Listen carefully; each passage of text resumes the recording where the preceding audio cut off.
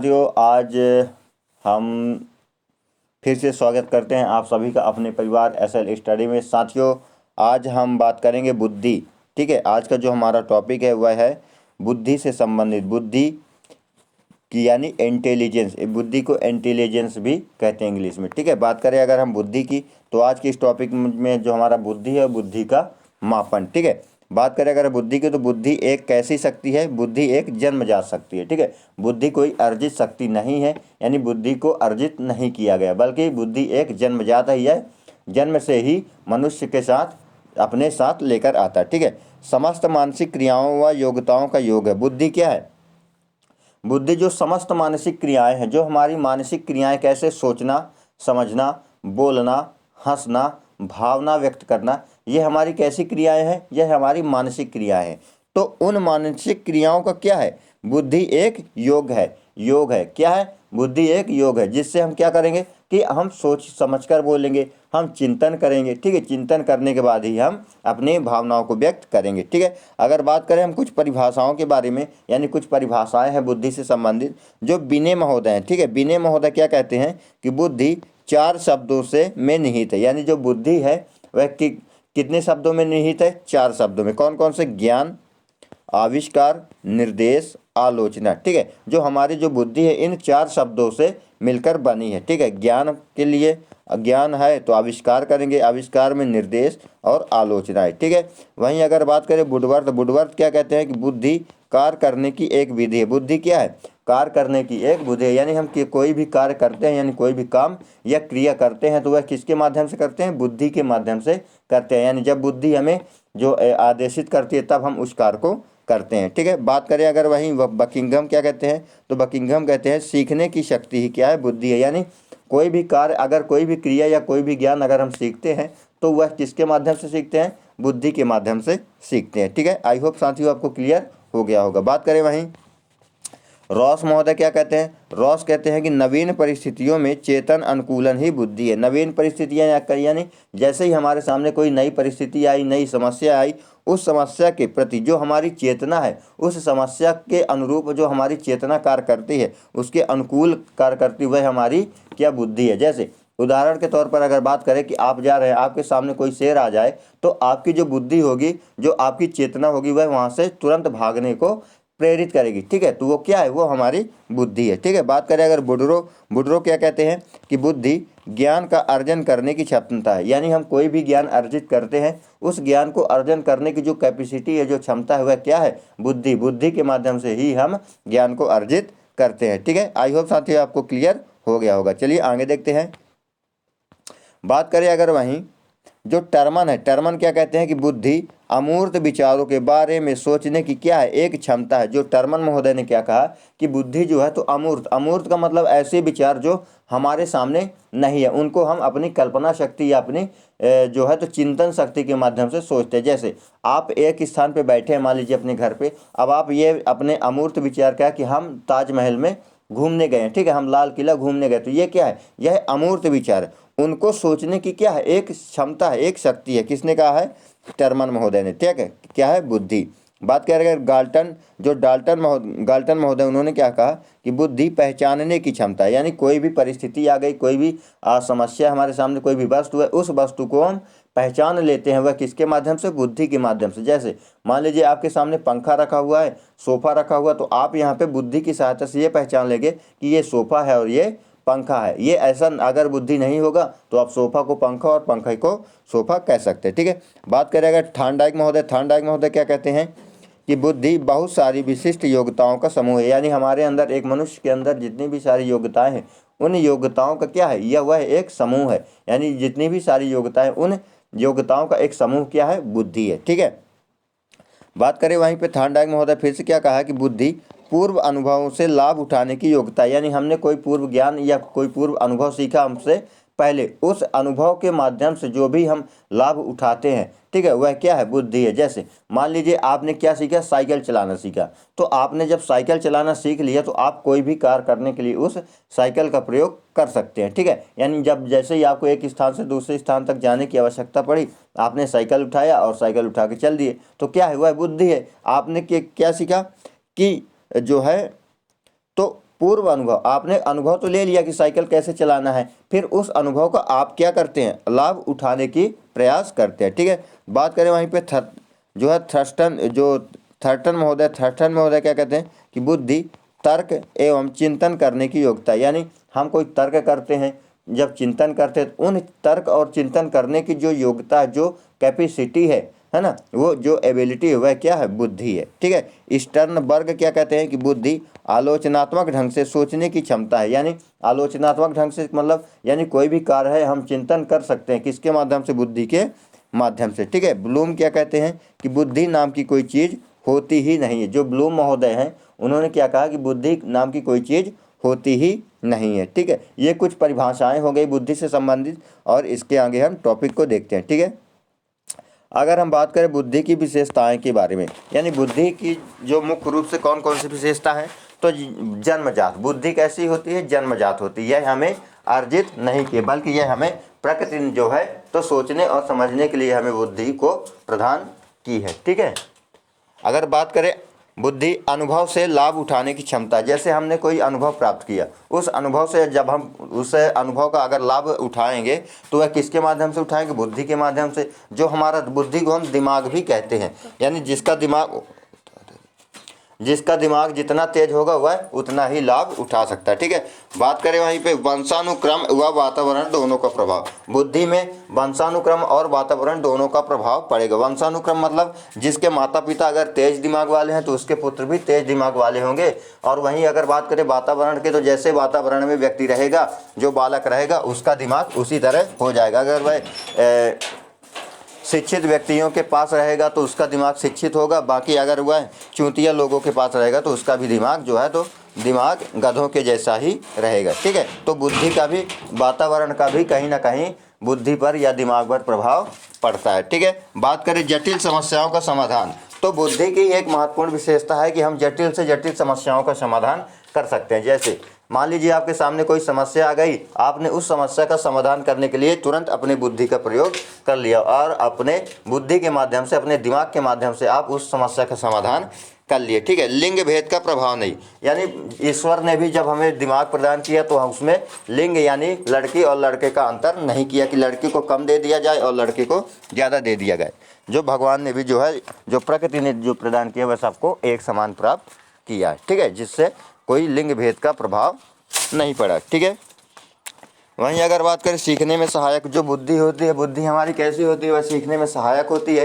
यानी कोई भी ज्ञान अर्जित कर रहे हैं, कोई भी कार्य अगर हम सीख रहे हैं तो वह किसके माध्यम से कर रहे हैं, दिमाग के माध्यम से, यानी हमारी बुद्धि ही हमें उस कार्य को सीखने में मदद करती है। अगर हमारे पास दिमाग नहीं रहेगा तो हम कोई भी कार्य सीख नहीं सकते। ठीक है, अमूर्त चिंतन की योग्यता, अमूर्त चिंतन यानी ऐसी विचार या तर्क जिसको हम अमूर्त, यानी हमारे सामने कोई नहीं है। जैसे हमने आपको पिछले बताया कि अगर आप घर बैठ के अगर ताजमहल घूमना चाहते हैं तो आप अपने दिमाग की सहायता से, अपने बुद्धि की सहायता से आप घर बैठे ताजमहल भी घूम सकते हैं। ठीक है, अंतर करने की क्षमता का विकास, यानी कोई भी समस्या है उस समस्या में आप अंतर समझने की भी क्षमता का विकास कर सकते हैं। ठीक है, किसके माध्यम से, बुद्धि की सहायता से। यानी बुद्धि की यह एक महत्वपूर्ण विशेषता है कि हम अंतर करने की क्षमता हमारे अंदर है। हमने आपको बताया कि जैसे आपके बगीचे में टमाटर और पालक के पेड़ लगे हुए हैं। ठीक है, आपने देखा कि ये टमाटर का पेड़ है और ये पालक का पेड़ है, क्योंकि आपने कैसे उस पर अंतर कर लिया, जो टमाटर यानी जो छोटे छोटे टमाटर के पेड़ वह कैसे हैं, बड़े बड़े हैं, और जो पालक है, पालक के कैसे है, छोटे छोटे पेड़ हैं, तो आप वहाँ पे अंतर कर लिए। ठीक है, आई होप आपको क्लियर हो गया होगा। चलिए आगे देखते हैं। अगर वहीं पे हम बात करें बुद्धि के प्रकार के बारे में, तो बुद्धि मुख्य रूप से कितने प्रकार की होती है, 3 प्रकार की होती है।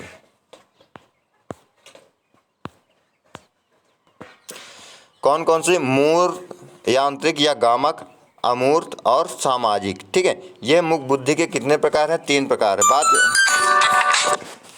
बात करें यार ये मूर्त, यांत्रिक, गामक की, तो यांत्रिक गुणों की प्रधानता व्यवहार, तो ऐसी बुद्धि जिसमें यांत्रिक गुणों की प्रधानता होती है, या यांत्रिक यानी चिंतन, है ना, चिंतन या तर्क करने की जो प्रधानता होती है वह कौन सी बुद्धि होती है, मूर्त, यांत्रिक या गामक होती है। ठीक है,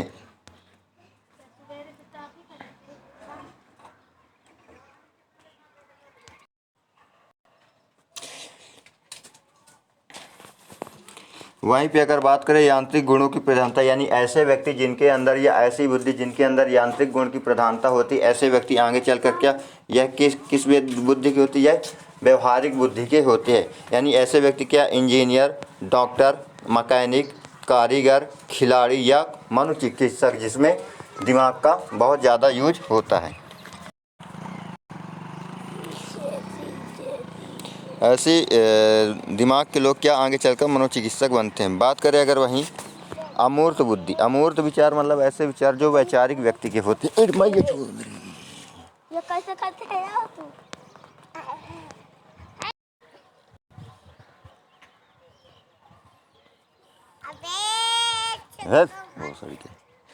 ऐसे व्यक्ति जो अमूर्त विचार मतलब जो वैचारिक धारणा के होते हैं, जिसमें शब्दों व विचारों की प्रधानता होती है। ठीक है, क्योंकि बुद्धि के कितने प्रकार है, 3 प्रकार हैं, मूर्त, यांत्रिक या गामक। यानी मूर्त को यांत्रिक या गामक भी कहते हैं, अमूर्त और सामाजिक। बात करें अगर अमूर्त की, तो अमूर्त में क्या होते हैं, जिनमें शब्दों और विचारों की प्रधानता होती है। यानी ऐसे व्यक्ति जिनमें शब्दों की में गहनता, यानी शब्दों को समझने की गहनता और विचार को व्यक्त करने की प्रधानता होती है। ऐसे व्यक्ति क्या वकील बनते हैं, लेखक, कवि, पत्रकार, दार्शनिक, अभिनेता या वैज्ञानिक। ऐसे व्यक्ति जो है तो आगे चलकर इन महत्वपूर्ण पदों को धारण करते हैं। बात करें अगर वहीं पे सामाजिक, यानी जो सामाजिक दिमाग वाले व्यक्ति होते हैं, तो जिनमें कौन से गुणों की प्रधानता होती है, सामाजिक गुणों की। ठीक है, ऐसे व्यक्ति आगे चलकर समाज सेवक, राजनेता, शिक्षक, व्यापारी या धर्मगुरु बनते हैं ऐसे व्यक्ति। ठीक है, चलिए आई होप आपको क्लियर हो गया होगा। आगे देखते हैं। अगर वहीं बात करें बुद्धि के सिद्धांत के बारे में, तो कुछ महत्वपूर्ण बुद्धि के सिद्धांत हैं जिनको हम इस टॉपिक में बात करेंगे। तो बात करें यहाँ पे बुद्धि का एक खंड, एक तत्व, एक कारक, एक इकाई सिद्धांत, निरंकुशवादी सिद्धांत, अल्फ्रेड बीने।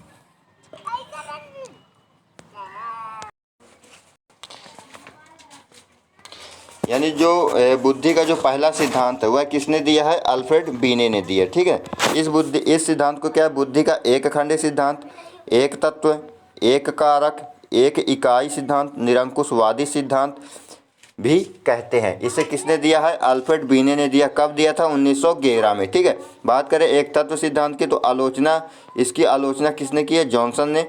एक व्यक्ति सभी क्षेत्रों में योग्य नहीं हो सकता। उन्होंने यह आलोचना की जो एक व्यक्ति या एक बुद्धि वाला व्यक्ति सभी क्षेत्रों में निपुण या सभी क्षेत्रों में क्या प्रतिभागी नहीं हो सकता। इसकी आलोचना किसने की थी, जॉनसन ने। और इस सिद्धांत को किसने दिया था, इसको दिया था अल्फ्रेड बीने ने। कि कब दिया था, 1911 में। ठीक है, बात करें वहीं पे आगे बुद्धि का दूसरा सिद्धांत कौन सा है,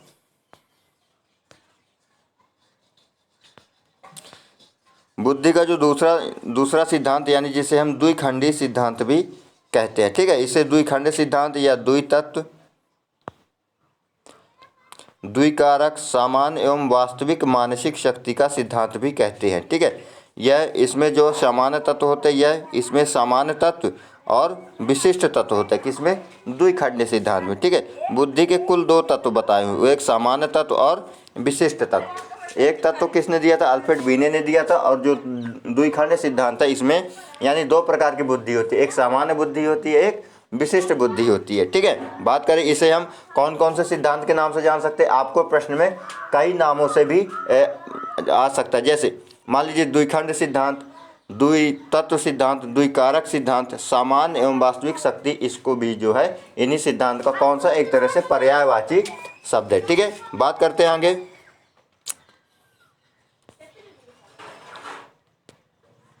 बुद्धि का त्रिखंड यानी 3, ये जो हमारा तीसरा सिद्धांत। इस सिद्धांत को किसने दिया था, इस सिद्धांत को दिया था स्पीयरमैन ने दिया था। किसने दिया था, स्पीयरमैन ने दिया था। ठीक है, और इसका विरोध किसने किया था, इसका विरोध किया था थॉर्नडाइक। किसने किया था, थॉर्नडाइक।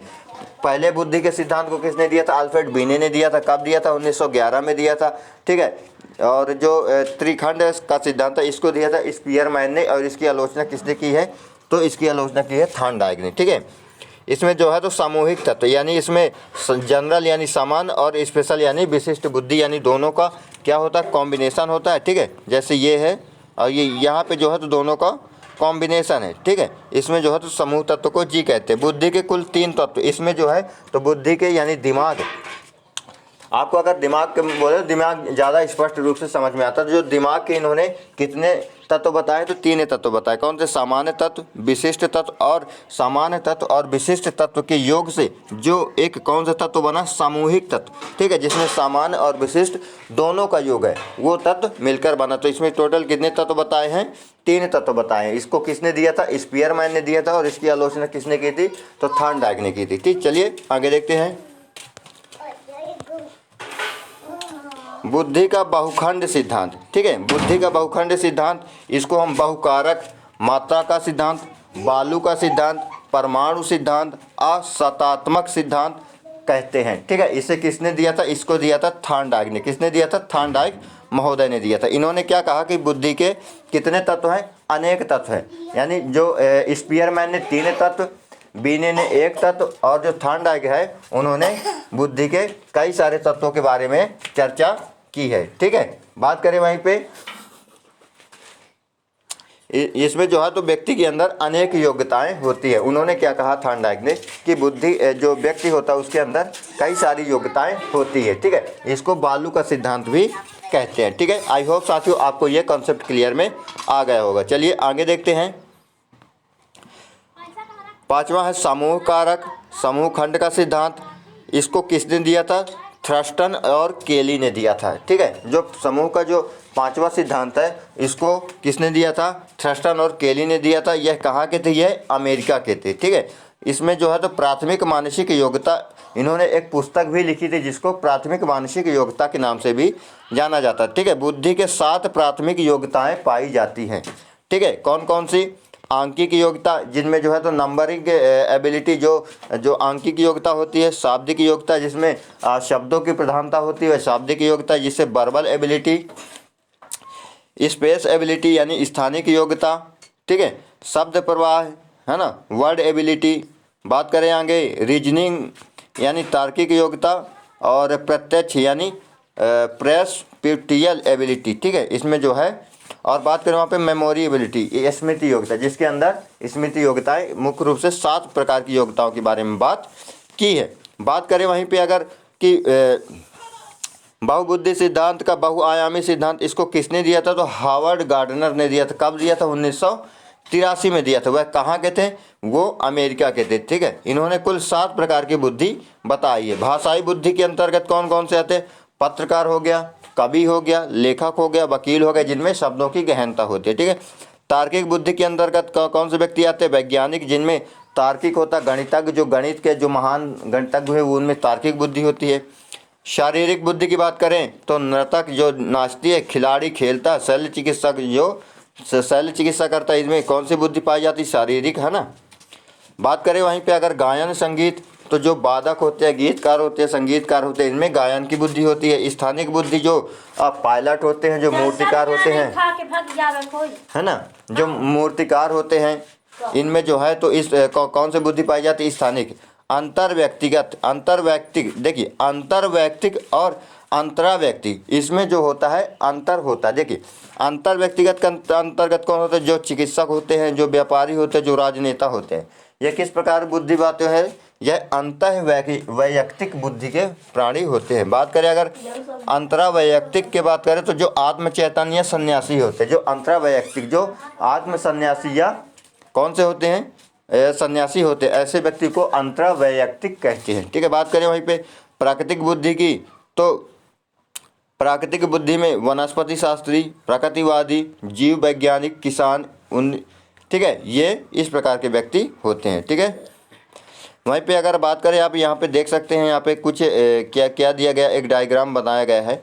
यहाँ पे ये बुद्धि के कितने डायग्राम बनाए गए हैं। ठीक है, जिसमें जो है तो 3 प्रकार के, एक उत्पाद यानी परिणाम के आधार पर, प्रक्रिया के आधार पर, ठीक है, बुद्धि बताई गई। बात करें यहाँ पे जो है तो अगर उत्पाद या परिणाम के बात पर करें तो इकाई, वर्ग, संबंध, प्रणाली, रूपांतरण, प्रत्यावर्तन या निहितार्थ। ठीक है, वहीं अगर संक्रिया के बात करें तो संज्ञान, स्मरण, अभिसारी चिंतन, परंपरागत और अपसारी चिंतन यानी अपरंपरागत, और इसमें मूल्यांकन। ठीक है, बात करें यहाँ पे अगर विषय वस्तु, अप्राकृतिक, शाब्दिक, व्यवहारिक और सांकेतिक, यानी 3 प्रकार की बुद्धि है। एक उत्पाद या परिणाम, दूसरी प्रक्रिया और तीसरी विषय वस्तु के आधार पर। ठीक है, अगर वहीं बात करें बुद्धि का त्रितंत्री आयामी सिद्धांत, इसको किसने दिया? तो जेपी गिलफोर्ड ने दिया था। कब दिया था? 1967 में। वह कहाँ के थे?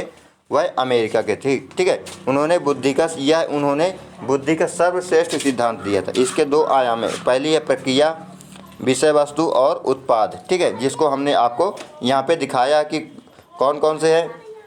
प्रक्रिया है, ये बुद्धि के 3 मुख्य तत्व हैं। ठीक है, उत्पाद, प्रक्रिया और विषय वस्तु के आधार पर। अगर बात करें परिणाम यानी उत्पाद के आधार पर, तो इकाई, फिर वर्ग, फिर संबंध, फिर प्रणाली, फिर रूपांतरण। तो आई होप साथियों आपको वीडियो समझ में आया होगा। वीडियो समझ में आए तो वीडियो को लाइक कीजिए, शेयर कीजिए और फिर मिलेंगे एक नए वीडियो के साथ। तब तक के लिए जय हिंद, जय भारत।